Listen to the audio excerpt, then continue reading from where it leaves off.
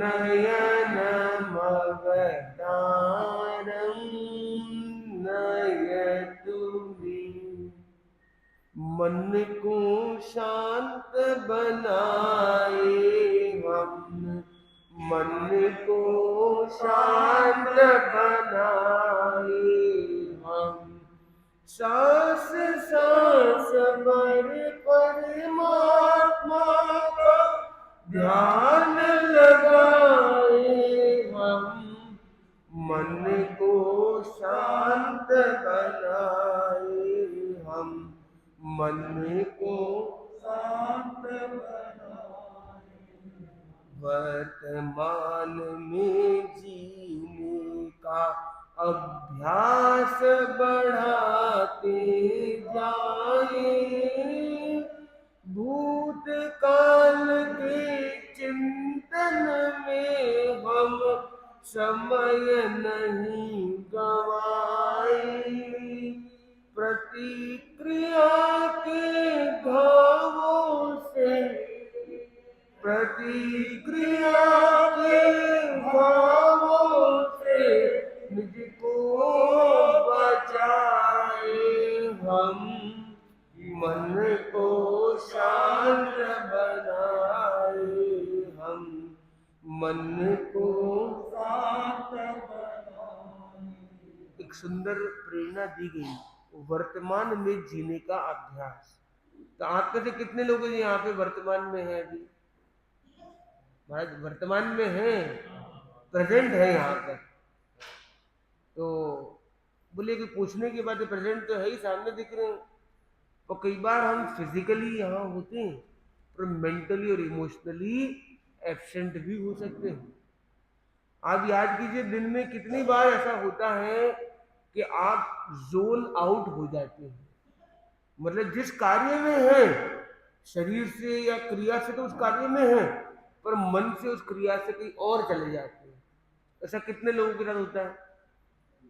इसको बोलते हैं जोन आउट होना।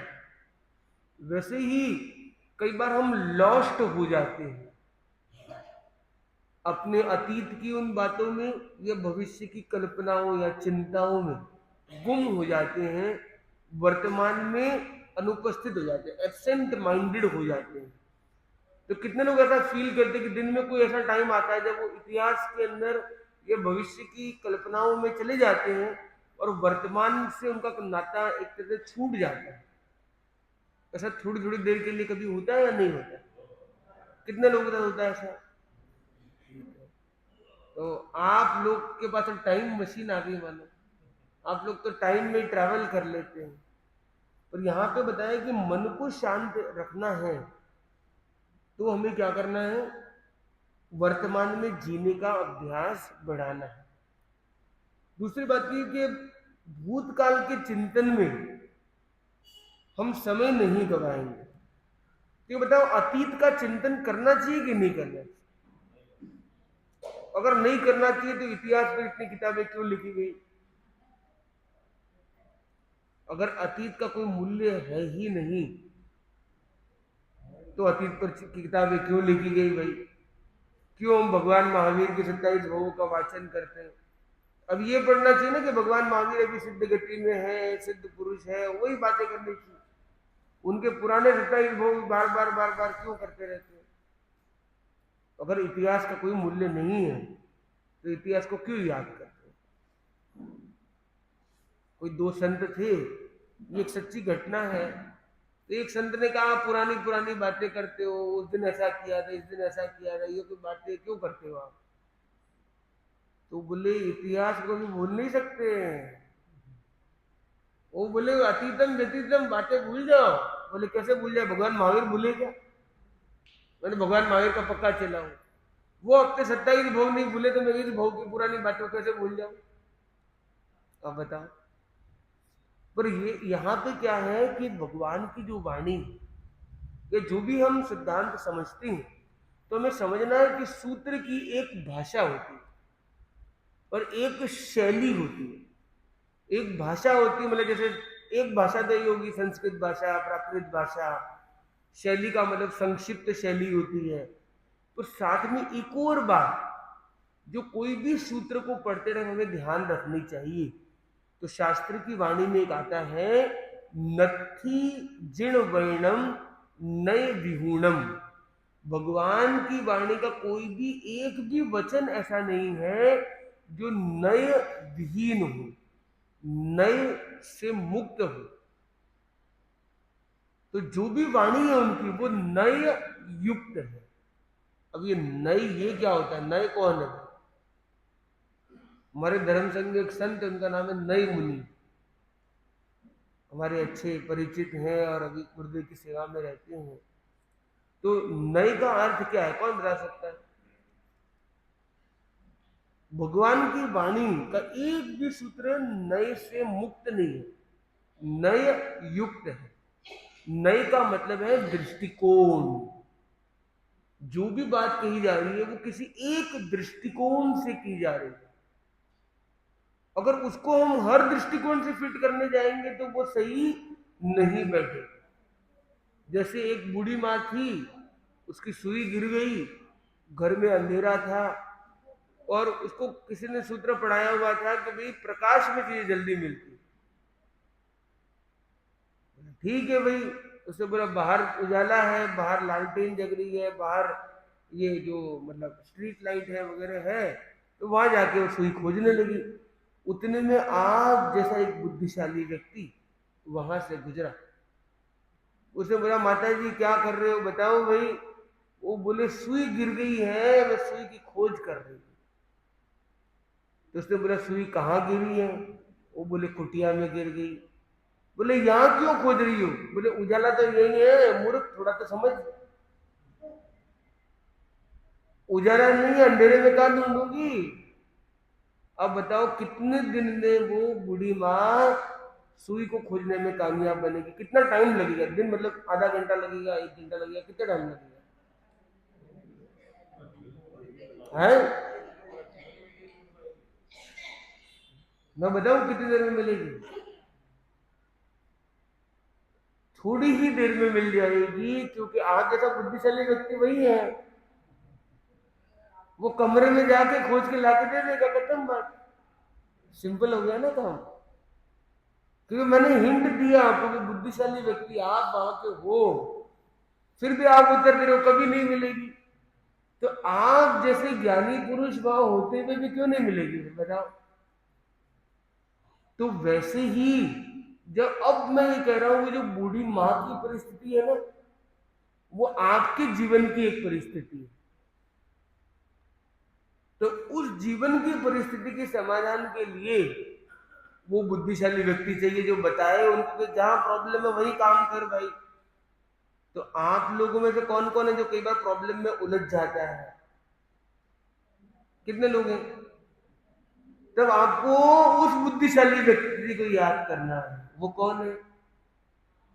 वो आप स्वयं है। उसमें आपको स्वयं को याद करना है और इस दृष्टांत को याद करना है। कई बार हम प्रॉब्लम से दूर भागने की कोशिश करते हैं, पर दूरी पर समाधान नहीं है। दूरी पर खाली उसको हम टाल सकते हैं, उसका निवारण नहीं कर सकते। उसे दूर भागना उस समस्या का समाधान शायद नहीं, उसका सामना करना समझ पूर्वक, सूझबूझ पूर्वक, साहस पूर्वक, स्वीकार भाव के साथ उसका सामना करना समाधान की दिशा को आगे बढ़ाता। जैसे बूढ़ी माँ को आप जैसा बुद्धिशाली व्यक्ति मिल गया, तो आप अपने आप को भी तो मिल सकते हो कभी। तो क्या आप अपने आप से कभी मिलते हो? क्या आपने अपने आप से कभी मुलाकात की है? कितने लोगों ने की? आप बहुत लोगों से मुलाकात करते हो, बहुत लोगों से बातचीत करते हो, बहुत लोगों को देखते हो। सुबह उठते हो, सुबह उठते ही घर में जो लोग हैं या बाहर हैं, जो भी लोग हैं वो मिलते रहते हैं, देखते रहते हैं। लोगों को देखते हो, लोगों के बारे में सोचते हो, लोगों से बात करते हो, लोगों को शायद कुछ काम भी करते हो और जरूरत पड़ने पर उनको राय भी देते हो, सुझाव भी देते हो, मार्गदर्शन, हित चिंतन भी उनके लिए करते हो। करते हो नहीं करते हो? कौन कौन करता है? कुछ कुछ कुछ कुछ सब करते हैं। अब वो जो है ना हर कोई ये प्रयास करे कि एक बार खुद को भी देख ले। इसको कहते हैं प्रेक्षा करना। आचार्य महाप्रज्ञ जी ने प्रेक्षा ज्ञान का कितना पावरफुल सूत्र दिया। हम अपनी प्रेक्षा करें, स्वयं को देखें, स्वयं के साथ समय बिताएं, स्वयं का चिंतन करें। उसको कहते हैं आत्मचिंतन करना।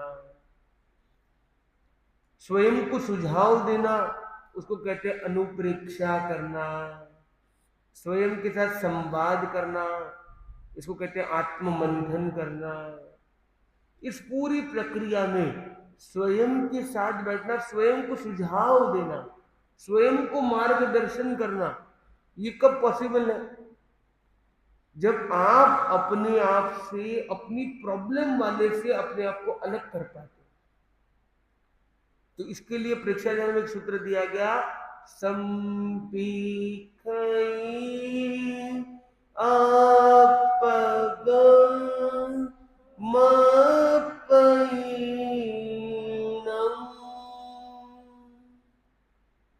संप्रेक्षा करें, अपने आप की समभाव पूर्वक अपने आप को देखें। एक तो है कि देखना, प्रेक्षा मतलब विशेष रूप से देखना, संप्रेक्षा मतलब समभाव में आकर देखना। एक आप अपने आप को देखते हो, मेरे साथ ऐसा हो रहा है, वैसा हो रहा है, तो आप उल्टा एंजाइटी में से चले जाओ। अपनी ही प्रॉब्लम को सोच सोच के ओवरथिंक करके, उस फियर को मल्टीप्लाई करके आदमी कई बार शायद एंजाइटी में चला जाता है। खुद के साथ समय बिताना उसके लिए ज्यादा कठिन हो सकता है अगर वो सामान्य दृष्टि से देखता है। पर यदि वो विशेष दृष्टि से देखता है और संभाव पूर्वक देखता है, संभाव से देखता है, ठीक है ना भाई, हो गया, ओके, मेरे साथ ऐसा हुआ था, ऐसा हुआ था, उसने ऐसा किया था, ठीक है, उसने कर दिया, दैट इज ओके। चलो अब समझते हैं अब क्या करना है, नेक्स्ट स्टेप क्या है, चलो इस पर डिस्कस करते हैं। ऐसे अपने आप से बात कर पाना, अपने आप को संभाल पाना, अपने आप को संभाव में रख पाना, क्योंकि समभाव के बिना संप्रेक्षा भी नहीं है, समवाद भी नहीं है। समवाद में भी समता चाहिए, संप्रेक्षा के लिए भी सम चाहिए, सामायिक के लिए भी सम चाहिए, संप लाना है तो भी समभाव चाहिए, तो समन्वय लाना है तो भी सम चाहिए। तो इंपॉर्टेंट क्या है कि हमें ये समता का जो सूत्र है उसको जीते हुए हम अपने आप के साथ संवाद करें। आप बोले महाराज ये समता ही तो नहीं रहती, यही तो प्रॉब्लम थी हमारी। ठीक है, उस परिस्थिति विशेष पर समता हम शायद घुमा भी देते हो, कठिन परिस्थिति में, विकट परिस्थिति में, उस मानसिकता में। पर जब हम निवृत्त होकर बैठे हैं, निश्चिंतता से बैठे हैं, एकदम रिलैक्स मोड में हैं, उस समय हम यदि अपने आप की संप्रेक्षा करते हैं, संभाव से उस घटना को देखने का प्रयास करते हैं, तो हम अपने आप को समाहित भी कर सकेंगे। तो इसीलिए हमें क्या करना है, संपिखई, संप्रेक्षा करनी है। और किसको देखना है? अपग आत्मा को, अपएणम आत्मा के द्वारा, आत्मा के द्वारा आत्मा को समभाव से, विशेष दृष्टि से देखना। ये एक सूत्र का अर्थ हो गया। तो आप बताओ कि आप में से कौन कौन है जो आज से ये संकल्प कर सकता है कि कम से कम 3 मिनट मैं अपने आप के साथ बैठने का प्रयास करूंगा। प्रयास करेंगे, जितनी सफलता मिले ठीक है, कभी छूट गया तो कोशिश करेंगे। इसको हम कह सकते हैं मी टाइम, अपने साथ कुछ समय बिताना। और बहुत लोगों के लिए बहुत कठिन होता है। वो बोले भाई खाली दिमाग शैतान का घर, थोड़ी देर अपने बैठ गए तो दिमाग ऐसा हो जाता है, वैसा हो जाता है, ऐसे विचार आते हैं, वैसे विचार आते, तूफान चालू हो जाता है। ऐसे भी कई लोग हो सकते हैं। तो उस तूफान का सामना करना, या उस अंदर से इतने विचार ऐसे ऐसे आते हैं कि उनको झेलना बहुत कठिन हो जाता है। ये वैसी ही बात है कि आप दिवाली की सफाई का अभियान छेड़ दिया, या गटर के ढक्कन को खोल दिया, जब आप गटर को अगर क्लीन करना है, हम अभी एक बिल्डिंग में गए थे, बिल्डिंग से निकल रहे थे तो वहां पे एक वो गटर किसी ने खोली हुई थी, सफाई वहां पे कर रहे थे। तो जब उसको खोलते हैं तो क्या सुगंध आती है कि दुर्गंध आती है? पर अगर गटर को न खोले तो बंद से ही इतनी दुर्गंध आना चालू है और पानी जाना बंद है, वो गंदगी बढ़ती चली जा रही। तो उनकी जिंदगी कठिनाई में आ गई थी। अब उनके पास दो समाधान है कि उस गंदगी, बढ़ती गंदगी के साथ जीने का अभ्यास बनाए, या एक बार गटर खोल के उसको क्लीन कर दिया जाए। बेटर क्या होगा? पर क्लीन करने के लिए उसका गंदगी का सामना करना पड़ेगा। और वो गंदगी किसने डाली थी अंदर? वो कचरा किसने डाला है अंदर? आप ये सोचिए कि आप एक ऐसे जंगल में, ऐसे कोई लोकेशन पर है जहाँ आपके आसपास और कोई नहीं है, जो पूरी सोसाइटी है सब आपकी फ्रेंड्स फैमिलीज है, बस आपके ही लोग हैं अपने। आप लोगों को ही की ही गटर है, आप लोगों ने कचरा डाला है अंदर, और उसको निकालने की जिम्मेदारी आपकी नहीं है क्या? तो अपने ही कचरे का सामना करने में की हिम्मत हमें जुटानी चाहिए कि नहीं जुटानी? इसके लिए भगवान महावीर ने सूत्र दिया, वो है प्रतिक्रमण। प्रतिक्रमण करो। तुमने बहुत सारा अतिक्रमण किया है, बहुत सारी गलतियां की है मानो, उसको देखने की हिम्मत को जुटा। और वो कब होगी? जब समभाव पूर्वक हम संप्रेक्षा करेंगे, तो अपनी उन गलतियों को भी देखने की हिम्मत जुटा पाए। और उनको जिसने देखना सीख लिया, उसने उनको समाहित, समाधित और परमानेंट समाधान करना मानो सीख लिया। प्रॉब्लम तभी बड़ी है जब उससे आप दूर दूर भागते रहो। चलो एक घटना से हम इस प्रॉब्लम को समझने का प्रयास करें। तो इस घटना से जुड़ा हुआ कोई भी क्वेश्चन आप में से किसी से भी पूछा जा सकता है। आप लोग सब लोग जाग रहे हैं? जो लोग जाग रहे हैं वो हाथ ऊपर करेंगे। वेरी गुड, आप लोगों की जागरूकता बहुत अच्छी है। पीछे पीछे जो बैठे हैं, क्या नाम है?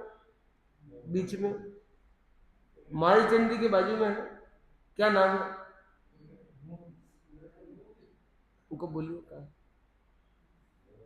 आपको आवाज आ रही है हमारी अच्छे से? तो महत्वपूर्ण बात यह है यहाँ पर कि अब यहाँ पर क्योंकि एक घटना आपको सुना रहे हैं, और वो घटना से जुड़ा हुआ क्वेश्चन आप में से किसी को भी हम पूछ सकते हैं। फिर कोई ऑप्शन नहीं, क्योंकि आप सब लोग जागृत हो। सोए हुए को हम नहीं पूछते, पर जो जाग रहा है उसको तो पूछा जाएगा, क्योंकि वो बुद्धिशाली है, ध्यान से सुन रहा है, और क्या चाहिए। अब क्या हुआ कि एक बार की बात है कि एक आदमी जा रहा था, और जैसे ही थोड़ा प्रकाश हुआ तो उसने देखा वो चल रहा है और उसकी परछाई आगे आगे चल रही। उसने सोचा कि परछाई आगे बढ़ रही है। उतने में एक मजाक और विनोद प्रिय एक बच्चा था, वो बोले सरदार जी है थोड़ा सा, चलो आज हंसी मजाक थोड़ा करते हैं। वो गया, सरदार जी आप अपने आप को बहुत पहलवान समझते हो, और ये देखो ये काली काली परछाई है ना, ये आपसे भी आगे आगे भाग रही है, तो मेरे से आगे चल रही है, अभी दिखाता हूं मैं पावर। सरदार जी ने तेज तेज चलना चालू किया, ये परछाई भी तेज तेज चलने लगी, थोड़ी और स्पीड बढ़ाई, परछाई और स्पीड में चलने लगी। अब सरदार जी को दिमाग में आया ये तो मामला गड़बड़ है, ये तो बहुत होशियार समझ रही है। तो सरदार जी ने दौड़ना शुरू कर दिया। अब परछाई पीछे हुई कि नहीं हुई? हुई कि नहीं हुई? अब परछाई भी दौड़ने लग गई। परेशान है यार, ये तो यार मेरी नकल करती है, ये तो मैं बढ़ता हूं मेरे से हमेशा थोड़ी आगे रहती है, ये पीछे हो ही नहीं रही, हो ही नहीं रही, हो ही नहीं रही। करते करते करते उसे कई घंटे बीत गए। धीरे धीरे क्या हुआ कि परछाई जो बहुत दूर थी ना, थोड़ी नजदीक आ गई।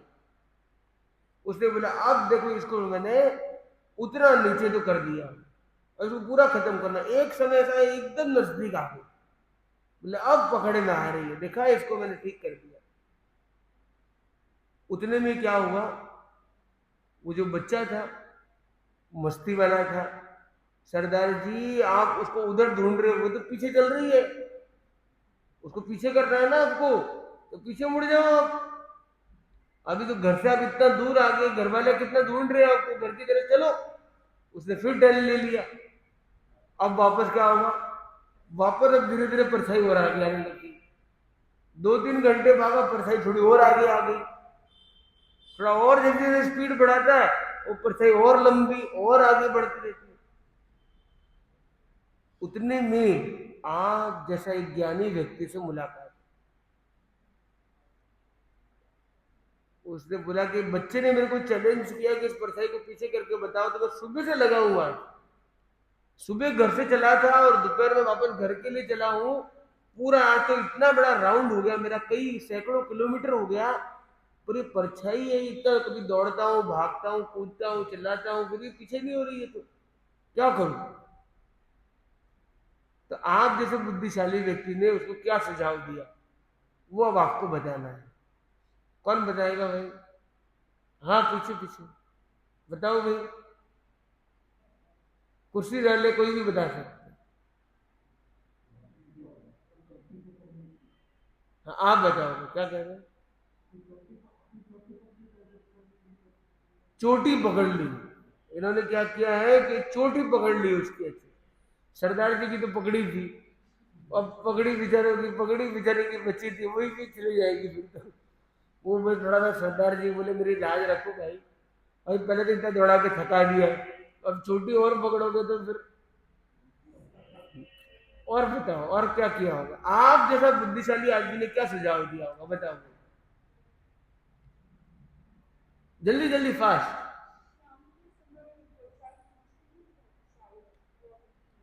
नहीं अब शायद शायद वाला नहीं, सुझाव वाला बताओ, आप बताओ।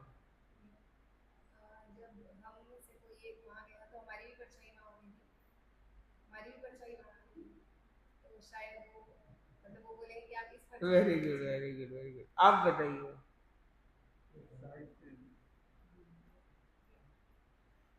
कौन कौन जानना, हाँ आप बताइए। हाँ बताओ भाई क्या कह रहे हो। उन्होंने कहा होगा उसको कि शाम 6 बजे तक आप विश्राम कर लो। अच्छा अच्छा, आप बताओ भाई। कौन सी साइड में गए, हिमालय की साइड या कन्याकुमारी की साइड?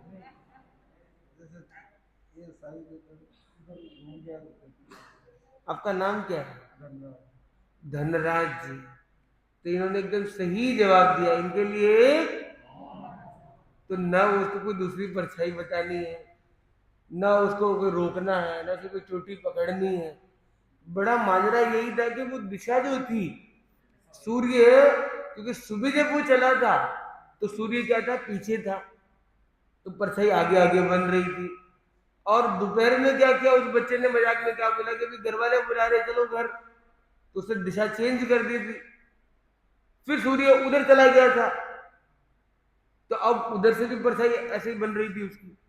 तो उसने क्या किया, जो आज जैसा एक बुद्धिशाली व्यक्ति शाम को उसे मिला, उसने क्या किया, बात बात में उसने उसको टर्न ले लिया। बोले भाईजान थोड़ा इधर भी देखो। जैसे ही देखा कि देखो ये सूरज जा रहा है, देखो आप, जैसे ही सूरज को देखा परछाई क्या हो गई, पीछे हो गई। 1 मिनट में समाधान, एक क्षण में समाधान हो गया। तो वास्तव में बंधुओं, हम प्रॉब्लम के जड़ मूल को समझे, दिशा बदलेगी, दशा अपने आप बदल जाएगी। तो महत्वपूर्ण क्या है, उस दिशा को चेंज करना है। हम बाकी सब कुछ बदलते रहते हैं, बोले ये कपड़ा ठीक नहीं है, कपड़ा बदलो, ये मोबाइल ठीक नहीं चल रहा है, ये मोबाइल बदल दो, ये दुकान ठीक नहीं चल रही, दुकान बदल दो। कई लोग कहते हैं ये रिलेशन बराबर नहीं चल रहा, रिलेशन बदल दो, पति बराबर नहीं, पति बदल दो। परंतु महत्वपूर्ण है, हम जो प्रॉब्लम का रूट कॉज है वो है अपनी दिशा को बदलने का। तो जैसे उसने अपनी दिशा को बदला, हम अपनी सोच की दिशा को यदि बदल दे तो रूपांतरण संभव है। हमें पूरी दुनिया को बदलने का कोई ठेका नहीं है, हमें केवल और केवल अपनी दिशा को बदलना है। अपनी दशा अपने आप बदलती चली जाएगी और वही गुरु की वाणी करती। इसलिए हम कहते हैं ना, गुरुदेव का एक प्रवचन हमारी दिशा और दशा को बदल देगा। इसका सार क्या है कि गुरुदेव की वाणी का एक वचन कब वो काम करेगा, जब उस वचन का आप श्रवण करोगे, मनन करोगे, उस पर मंथन करोगे, अकॉर्डिंगली आचरण करोगे, तो उनका एक एक वचन भी आपके लिए बहुत बड़ा कामयाबी का मास्टर स्ट्रोक बन सकता है। तो मुझे तो लगा कि सभी यही जवाब देंगे, पर आप लोग तो काफी अलग अलग लेवल पर आपने सोचा। मतलब ये भी सोच है, आपकी सोच की भी अपनी अपनी विशेषता है, तो अच्छी बात है फिर भी। तो मन को शांत बनाए हम, मन को शांत बनाए हम, सहज भाव से हम अपना कर्तव्य निभाते जाए। हो विश्वास अटल पर फल की आशा नहीं सताए। आदि व्याधि व उपाधि का, आदि व उपाधि का सब भार मिटाए हम, मन को शांत बनाए हम, कि मन को शांत बनाए हम। सहज भाव से हम अपना कर्तव्य निभाते जाएं। जो हम कार्य कर रहे हैं, जो हमारा कर्तव्य है, वो सहज भाव से, ये मेरा कर्तव्य मैंने किया, डन। हम जब सहज भाव से उसे करते हैं तो उसका बहुत अलग आनंद आता है। और बोले मैंने ये किया, उसने ऐसा नहीं किया, ऐसा हुआ वैसा हुआ, तो बहुत सारी प्रतिक्रियाएं चलती रहती। क्या हर चीज में हिसाब किताब करना जरूरी है? व्यापार में अगर हिसाब किताब नहीं किया तो नुकसान है, और परिवार संबंध में हिसाब किताब शुरू कर दिया तो संबंध खत्म है। तो कहां गिनती होनी चाहिए और कहां गणना नहीं करनी चाहिए। संबंध चलते हैं गुणों से और व्यापार चलता है गणित से। ये जो अंतर है, कुछ ज्ञान चलता है तर्क से, ज्ञान चलता है तर्क से, और व्यवहार और साधना चलती है सतर्कता से। तो सतर्क होने से साधना बढ़ती है और ज्ञान के लिए तर्क चाहिए। किसी से पूछा गया कि पता करना कि इसमें कितना ज्ञान है, सामने वाले व्यक्ति जिससे भी आप मिल रहे हैं उसका अगर ज्ञान का टेस्टिंग कर रहा है तो कैसे करना चाहिए? तो बोले ज्ञान का पता करना है तो उससे बहस करो। तो जो व्यक्ति के पास ठोस ज्ञान है वो बहुत शांत रह के जवाब देगा। जिसके पास ज्ञान की गहराई नहीं है वो बौखला जाएगा, जोर जोर से चिल्लाने लग जाएगा, ये सब करेगा, क्योंकि उस पर ज्ञान नहीं है तो वो बौखला जाता है। किसी की सत्यता को पता करना है तो बोलते उसको गुस्सा दिला दो, गुस्से में आके जो जैसा है ना वो वैसा वो बता देगा। इस तरह के कुछ टेस्टिंग भी किए जाते हैं। हर जगह एग्जैक्टली फिट हो न भी हो, पर एक मोटा मोटी रूप में हम इन चीजों को देख सकते हैं। तो क्या कभी आप लोगों ने ऐसा फील किया है कि आप अपने आप से दूर जाते हो, उतनी आपकी परेशानी को भूलने की कोशिश करते हो, उतनी ज्यादा वो आपको सताती है? ऐसा किसी ने फील किया कि जितनी आप प्रॉब्लम को भूलना, उसे दूर भागने की कोशिश करते हो, वो परछाई उतना आपका और पीछा करती है और आगे आपके बढ़ जाती है? ऐसा कभी फील किया आपने? तो जितना जितना हम उसे दूर भागेंगे उतना वो हमारे पीछे पीछे चले। हमें उसका सामना करने की जरूरत है। तो प्रॉब्लम से दूर नहीं भागना है, हमें क्या करना है? प्रॉब्लम का सामना करना है। तो ये कैसे हम कर सकते हैं? तो आज हम एक छोटे से प्रयोग के माध्यम से इसको समझने का प्रयास करेंगे कि कैसे हम अपने मन को वास्तव में शांत बना सकते हैं, कैसे वर्तमान में रहने का हम अभ्यास कर सकते हैं, और कैसे ये अतीत का जो चिंतन है उसको सकारात्मक दिशा में सहयोगी बना सकते हैं। तो एक छोटा सा ये प्रयोग है। कौन कौन ये प्रयोग करना चाहेगा? उस प्रयोग के लिए अपने आप को तैयार कर लें, अनुकूल आसन और मुद्रा का चयन करें, अपने आप को एकदम बच्चा बनाना है। यहाँ पर बच्चा यानी सच्चा, सरल हृदय से अपने आप को देखने का भाव करना। क्या आप सब लोग रेडी हैं? आंखें कोमलता से बंद, गर्दन और कमर सीधी रहे, शरीर स्थिर, मन शांत, धीमी धीमी श्वास ली।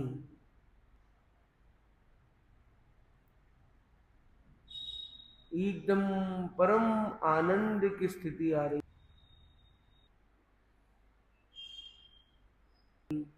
शिथिल,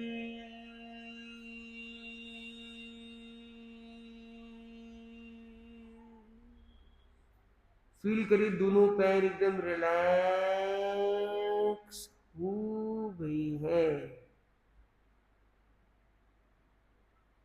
अब दोनों हाथों पर ध्यान को ले जाएंगे, रिलैक्स हो गए हैं,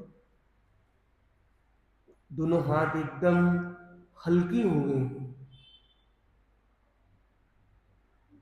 अब अपनी नाभि, हृदय, कमर, पूरा मध्य शरीर फील करिए, आपकी मिड बॉडी एकदम रिलैक्स हो गई है। मिड बॉडी रिलैक्स हो गई है।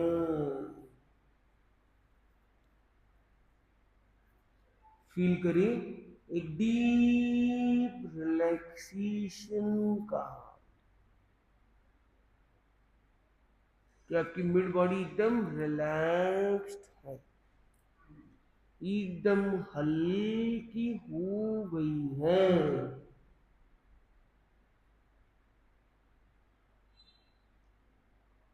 एकदम रिलैक्स, एकदम हल्की।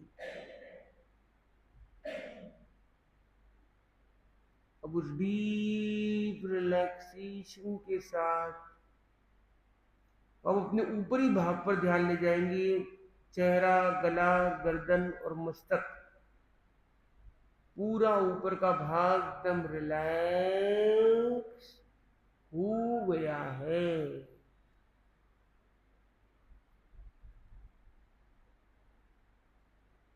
फील कीजिए आपका पूरा शरीर एकदम हल्का हो गया है,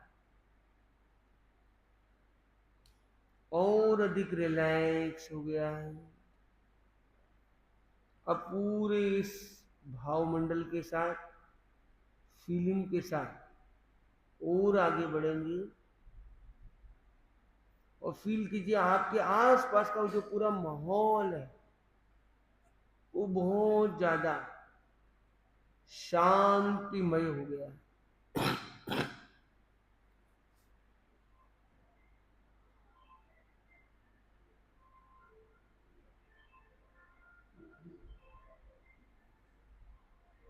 फील कीजिए अपने आप को डीपली रिलैक्स्ड, अपने माहौल को शांतिमय अनुभव करते हुए।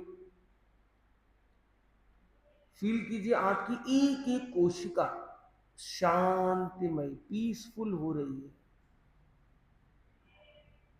एक एक कोशिका में शांति का संवेदन अनुभव करें। एक एक कोशिका में शक्ति का संचार हो रहा है। फील कीजिए जैसे आप श्वास ले रहे हैं, प्राण ऊर्जा भीतर में प्रवेश कर रही है, एक अद्भुत शक्ति का संचार हो रहा है। जैसे श्वास रिलीज हो रहे हैं, सारी नकारात्मक ऊर्जा बाहर जा रही, एक एक सेल शक्तिमय हो रहा है। और फील कीजिए अनादिकालीन सारी कर्मों के लेयर हट रहे हैं, आपका एक एक लेयर, एक एक सेल समाधिमय हो रहा है, एक एक सेल समाधिमय स्थिति तक पहुंच रहा है, एक एक कोशिका एकदम समाधि की स्थिति में आ गई है, एकदम समन्वयी सौहार्द समाधि में।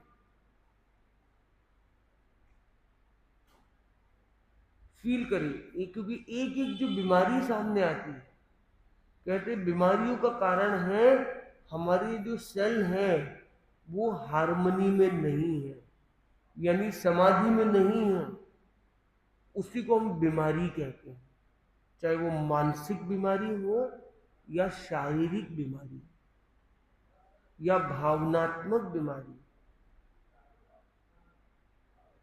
तो अब साथ में फील करेंगे कि आपका एक एक सेल शांतिमय हो गया है, शक्ति संपन्न हो गया है और समाधिमय स्थिति में पहुंच गया। अब साथ में दोहराएंगे, मेरी हर कोशिका शांतिमय, शक्तिमय, समाधिमय है। मेरी हर कोशिका शांतिमय, शक्तिमय, समाधिमय है। मेरी हर कोशिका शांतिमय, शक्तिमय, समाधिमय है। और अब फील करिए कोशिकाओं के साथ आपका जो चेतना का जो स्तर है, आपका जो चित्त है, फील करें मेरा चित्त, साथ में दोहराएंगे मेरा चित्त हर पल शक्तिमय, शांतिमय, समाधिमय हो रहा है। इस मंगल भावना के साथ अब अपने दोनों हाथों को कोमलता से आंखों के पास ले जाएंगे, एक प्रसन्न मुद्रा के साथ प्रयोग संपन्न। कितने लोगों ने रिलैक्सेशन फील किया है? कितने लोगों ने भीतर में शक्ति, शांति और समाधि के भाव का कुछ अनुभव भी किया है? कितने लोगों ने कुछ कुछ अनुभव किया? तो एक छोटा सा ये जो प्रयोग है, ये प्रयोग यदि हम कुछ दिन, करीब 21 दिन नियमित अभ्यास करें तो ये प्रयोग हमारा सिद्ध प्रयोग बन सकता है। और ऐसी स्थिति, जब ऐसा प्रसंग आ जाए, जब आपको शक्ति की जरूरत हो, आप अपने आप को परिस्थितियों के सामने लाचार फील कर रहे हैं और आपको अंदर से शक्ति की जरूरत है, और जैसे आप ये वाक्य बोलते हैं, मन में जैसे भाव करते हैं बस एक श्वास में, और आप देखते हो आपके अंदर से एक अद्भुत शक्ति का स्रोत प्रवाहमान होने लग जाता है। आप एक ऐसी स्थिति में हो कि मानसिक बहुत ज्यादा अशांति हो रही है, पर यदि आपने प्रयोग सिद्ध किया है तो आप मन में भाव करते हो कि मुझे अब शांति की जरूरत है और मैं शांतिमय हूं। ऐसा जैसे ही भाव करते हो और उस बड़ी अव्यवस्था की, व्यथा की परिस्थिति में भी आपको जो आंतरिक शांति की अपेक्षा है वो अंदर वाला कहता है तथास्तु, आपको वो मिल जाती है। आपको असमाधि के कारण उपस्थित होने पर भी जब समाधि की बहुत ज्यादा जरूरत है, जब पारिवारिक मुद्दा हो या व्यवहारिक या व्यापारिक मुद्दा हो, कोई क्लेश हुआ है, कोई कुछ हुआ है, आपको समाधि की जरूरत है। अब जैसे ही इसका स्मरण करते हैं वो शक्ति, वो समाधि आपको मिल जाए। तो हमें इस प्रयोग को सिद्ध करना चाहिए कि नहीं करना चाहिए? कौन कौन प्रयोग सिद्ध करना चाहता है? वो ये मन में भाव करे कि मैं कम से कम 3 मिनट के लिए ये प्रयोग यथासंभव प्रतिदिन करने का भाव रखता हूं। और जिन लोगों के लिए घर पे करे अच्छी बात है, यहां पर भी हम प्रतिदिन इसका 3 मिनट का अभ्यास, अभी हमने थोड़ा विस्तृत रूप में किया क्योंकि प्रारंभिक दशा में हम थे, पर 3 मिनट का अभ्यास हम प्रवचन में भी इसका प्रतिदिन कर सकते हैं। तो आपकी अनुकूलता, आप कभी प्रवचन में नहीं आए तो घर पर करने का लक्ष्य रखिए, और यथासंभव प्रवचन में आते तब यहाँ पर भी करने का अभ्यास रखिए। और 3 मिनट, पहला 1 मिनट अपने शरीर को 3 भाग में रिलैक्स करने का। एक श्वास लिया, नीचे का शरीर रिलैक्स, एक श्वास लिया, मध्य शरीर रिलैक्स, एक भाग लिया, ऊपर की बॉडी को रिलैक्स किया। करीब समय अवधि करीब 1 मिनट। फिर 1 मिनट में हमने क्या किया, क्या हम कर सकते हैं कि हम अपनी वो भावना करें कि मेरा एक एक सेल है वह क्रमशः पहले 20 सेकंड में शांतिमय हो रहा है, फिर शक्तिमय हो रहा है, और फिर समाधिमय हो रहा है।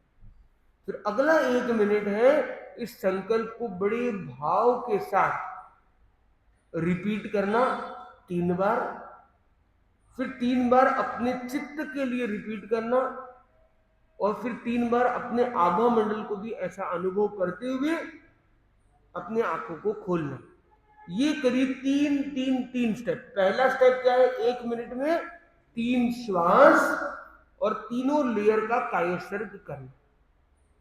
समय कुछ ज्यादा या कम लग गया तो कोई खास बात नहीं है, कि मोटा मोटी बात है। दूसरे 1 मिनट में हमने 3 चरण में क्या किया, अपने एक एक सेल को शांतिमय, शक्तिमय और समाधिमय, ये 3 लेयर में हमने 1 मिनट किया। और फिर 3 लेयर में स्वयं के लिए, अपने एक एक सेल के लिए मंगल भावना की, अपने वातावरण के लिए मंगल भाव किया, और अपने चित्त के लिए मंगल भाव किया। इस तरह से हम करीब 3 मिनट में, या उससे अधिक भी समय लगे तो कोई बुरा नहीं है, वो कम से कम 3 मिनट का हम अभ्यास करें। और ये अभ्यास क्योंकि एक एक स्टेप बाय स्टेप है, तो मन में बहुत सारे विचार आने वाली जो स्थिति बनती है, जो सामान्य आदमी अकेला ध्यान करता है तो कई बार बहुत सारे विचार आने लग जाते हैं, पर क्योंकि ये एक स्टेप बाय स्टेप प्रोसेस है, तो यथासंभवतया बहुत सारे विचार आने की संभावना भी कम रह सकती है। ये बताओ, अभी जो प्रयोग किया, किसको ज्यादा विचार आए?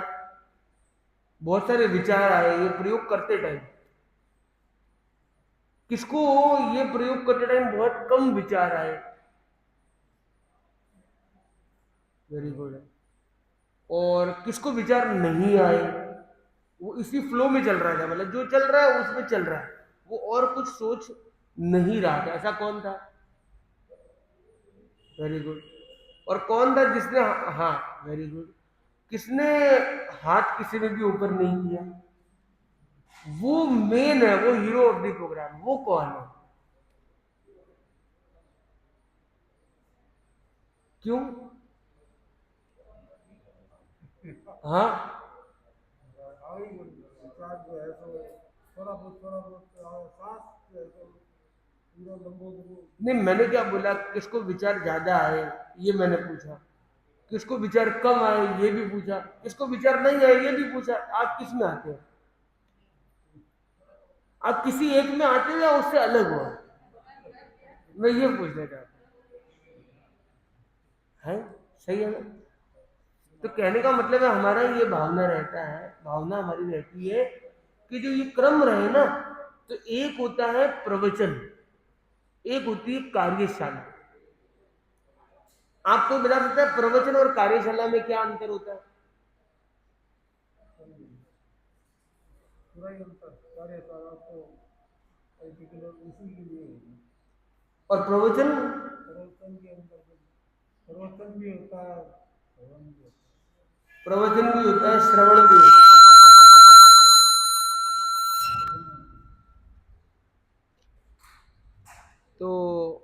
महत्वपूर्ण है। और कोई बता सकता है प्रवचन और कार्यशाला में क्या अंतर है? बखान और कार्यशाला में क्या अंतर है?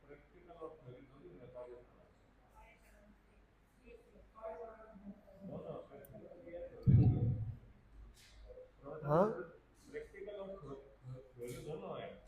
उसको क्या बोलते हैं?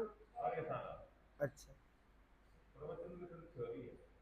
प्रवचन में सिर्फ थ्योरी। आपको कौन सा पसंद है? पर उसके साथ साथ एक और शब्द है, कार्यशाला में क्या कार्य करना पड़ता है। छोटा सा ही कार्य क्यों ना हो, कि हाथ ऊपर करना है या इसका जवाब देना है, क्योंकि क्रिया से प्रतिक्रिया समझ में आती है। वरना प्रक्रिया बहुत लंबी हो गई पर जीवन में उसकी कोई क्रिया नहीं आई, क्योंकि किसी ने प्रतिक्रिया करके बताया नहीं कि उसको समझ में आया भी है कि नहीं। तो अनेक प्रवचन होते हैं, प्रवचन बहुत ही सरस अच्छी भावना से किए जाते हैं, पर कई लोग बड़ी अच्छी भावना से नींद निकाल लेते हैं। कई लोग बोलते हैं कि महाराज तो बहुत चौको सुनायो भाई, बहुत चौको सुनायो। तो एक आदमी, एक बाई थी, बाई, उसने आचार्य तुलसी का प्रवचन, आचार्य तुलसी के टाइम में एक बाई थी, माता जी थे, उन्होंने आचार्य महाप्रज्ञ युवाचार्य थे तो प्रवचन सुना,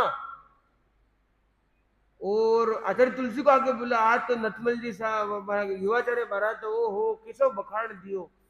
बोला अच्छा कहीं बतायो। जो उनके जो प्रवचन होते थे वो बहुत गरिष्ठ या बहुत गहरे हुआ करते थे उस समय में, जब वो युवाचार्य थे। उन्होंने बोला क्या बताया भाई? तो उन्होंने तो ऐसा बताया वैसा बताया। वो बोले कि मुझे तो पता नहीं भाई क्या बताया, वो तो मुझे क्या बताया, मैं तो पीछे बैठी थी, मुझे आवाज नहीं आ रही थी, उसमें माइक वाइक थे नहीं। बोले मुझे आवाज बराबर तो नहीं आ रही। बोले अभी तो आप बोले ना बहुत अच्छा बताया। वो बोले नहीं, लोग भी यहाँ मुंडो हिला रहा और आप भी बराबर निहार रहा है, मतलब बोलिया तो बढ़िया है, वो बातें पक्की। अब काहे बोलिया वो मन ठाकर, वो आप गाने पूछ लो। तो कई लोग ऐसे भी होते हैं, आप लोग वैसे नहीं हैं, आप लोग जानकार हैं, और इसलिए हम आपको कई बार पूछ लेते, क्योंकि ज्ञानी से कुछ पूछा जाएगा, अज्ञानी से तो क्या ही पूछे आदमी। और ये प्रतिक्रिया से क्या होता है कि एक हमारा एक संवादिता भी बनी रहती है। तो इस क्रम को आज यहीं हम कंप्लीट करते हैं। हम मन को शांत बनाएं, जीवन में आगे बढ़ते जाएं। कल एक प्रतिष्ठान में जाने का जो एक क्रम था वो भी एक अच्छा रहा, और आगे के क्रम में हम और आगे बढ़ सकेंगे। अभी कल कौन सा वार है? कल कल शुक्रवार है, शुक्रवार है, परसों शनिवार है। तो शनिवार में आप लोग शनिवार की सामायिक संबोधिया करते होंगे अपने घरों में, अपने प्रतिष्ठान में या भवन में, जैसे जिसकी अनुकूलता हो उसका भी लाभ लेते रहें। अब सुनेंगे मंगल पाठ। चत्तारि मंगलम अरहंता मंगलम सिद्धा मंगलम साहू मंगलम केवली पंडितो धम्मो मंगलम। चत्तारि लोकोत्तमा अरहंता लोकोत्तमा सिद्धा लोकोत्तमा साहू लोकोत्तमा केवली पंडितो धम्मो लोकोत्तमो। चत्तारि शरणं प्रवज्जामि अरन्ते शरणं प्रवज्जामि सिद्धे शरणं प्रवज्जामि साहू शरणं प्रवज्जामि केवली पंडितं धम्मं शरणं प्रवज्जामि। विघ्नहरण मंगलहरण स्वाम भिक्षुनो नाम।